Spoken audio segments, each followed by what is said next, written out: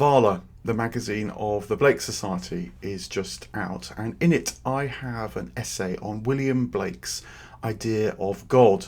The whole issue is about God, and I really wanted to press what William Blake has to say about God, because I think it can seem very strange to the modern mind, to the point of being fundamentally misunderstood. For instance, from some quotes of Blake, particularly taken in isolation, it can seem as if he held what is nowadays called a non-realist view of God, as if God were a useful heuristic conjured from a lively imagination, or an ideal towards which a creative person might want to strive. For example, in a poem entitled The Everlasting Gospel, Blake writes, "Thou art a man, God is no more, thy own humanity learn to adore." That seems pretty conclusive, read on its own. I'll come back to that, but to take a step back first, I think that what has happened is that Blake's form of Christianity has become strange, though in fact across the course of Christian history, it's not only not strange, but in certain quarters mainstream. Moreover, I believe Blake reckoned we need a revived focus on what would now be called mysticism, and he gave clear reasons why, which is what I try and lay out in my essay. At heart, something basic has happened to the Western imagination in the centuries since the Reformation. The transcendent has become uncoupled from the immanent. To put it in Blakean terms, we've stopped, or at least very much now struggle to see a world in a grain of sand, or heaven in a wild flower, to hold infinity in the palm of a hand, or eternity in an hour. This has come about partly because religion, as a transformation of inner life, also called mysticism, has become a marginal part of Christianity following the Reformation. Figures like Martin Luther and John Calvin were hugely wary of the human psyche, believing it is mostly a source of fantasies and dangers. At the same time, churches became closely entangled with the new nation states that emerged, and Christianity became more of a moral creed than a path of life. In the UK, the closure of religious houses and monasteries in the 1530s all but destroyed the living wisdom of spiritual traditions that facilitate what Jesus called the discovery of the kingdom of God that is within. Instead, the secular kingdom that is without became the main focus of attention, and you belonged or didn't according to the creed that you did or didn't verbally confess. Similarly, the word religion itself began to change meaning, which leads to all sorts of confusions when trying to understand the past.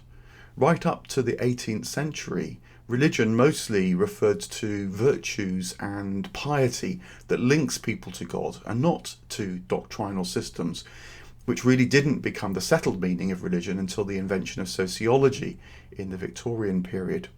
So, for example, when Blake writes that all religions are one, I think we need to hear the old sense of the word. As Blake puts it, this sense of religion is the poetic genius, which he describes as the true man and descended from the Lord. In other words, religion is a practice that focuses on the meeting of the finite and the infinite. Hence, all religions are one, because that is what a religious way of life is all about.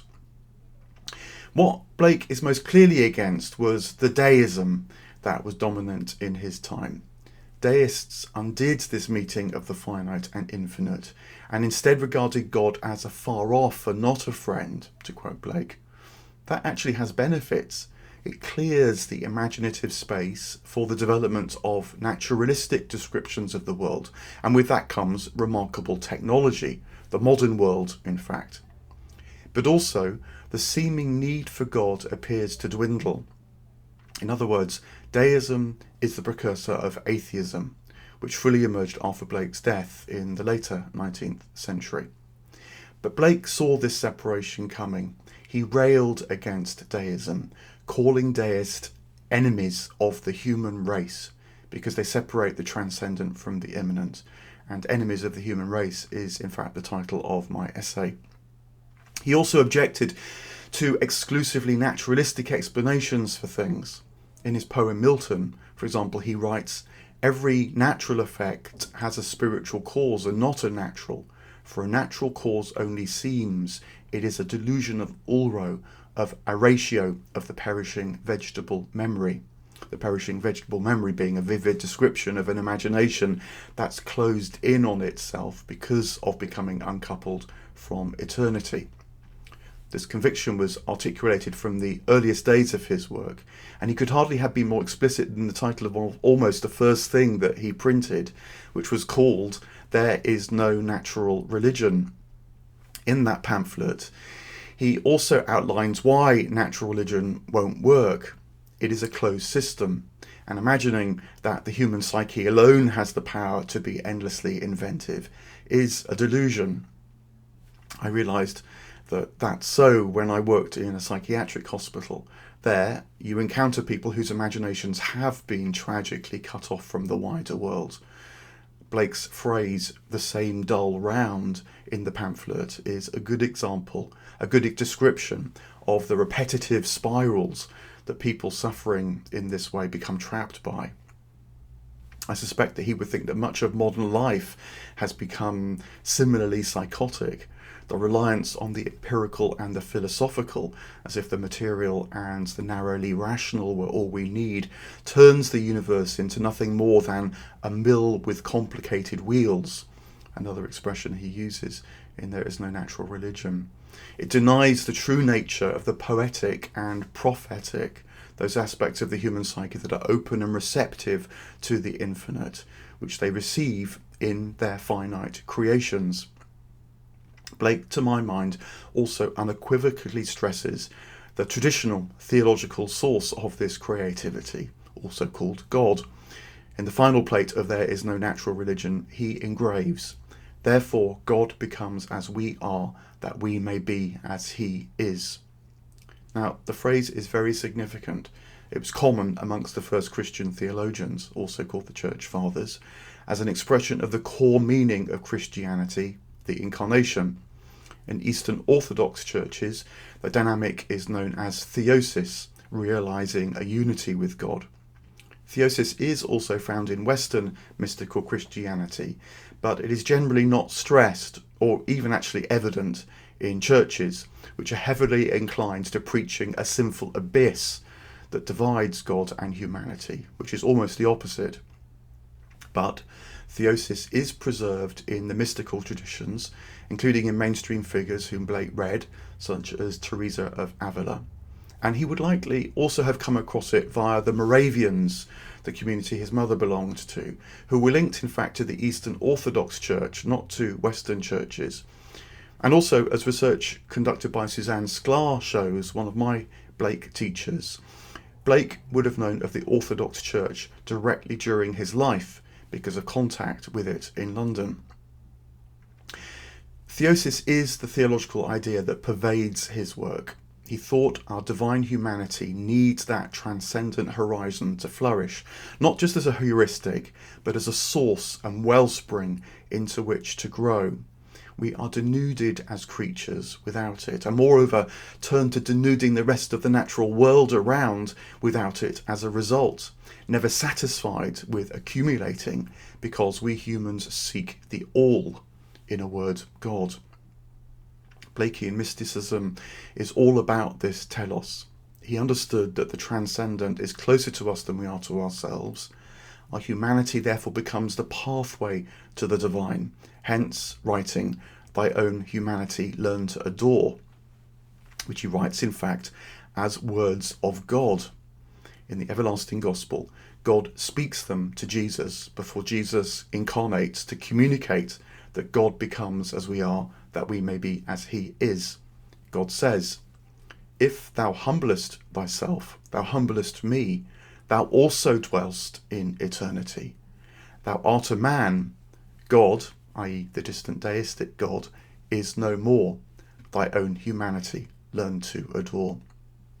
In other words, when a person is perceived correctly, or for that matter when a grain of sand, cloud, meteor or star are, then the divine face is seen in that fullness.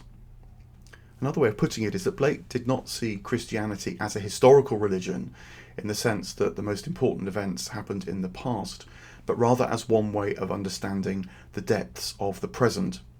As Blake also puts it, there is a moment in each day that Satan cannot find, nor can his watch fiends find it.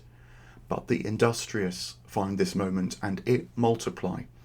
And when it once is found, it renovates every moment of the day, if rightly placed.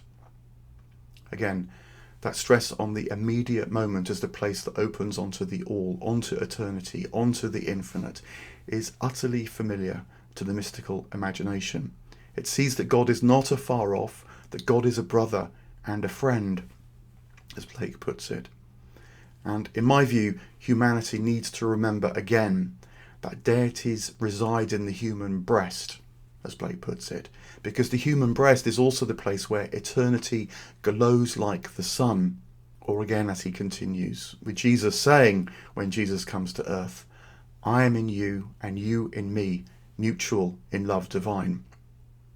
Now, of course, this clearly realist view of God is controversial nowadays, and the mystical too can be taken as simply mystifying, disliked even amongst religious people. But the point is that I think Blake would have us engage with the mental fight that can recover the fullness of this vision. He believed that the fullness of our humanity depends upon it, and this is what I'm delighted to contribute to in the very beautifully produced and wonderful magazine VALA, which I invite you to download, link in the blurb beneath.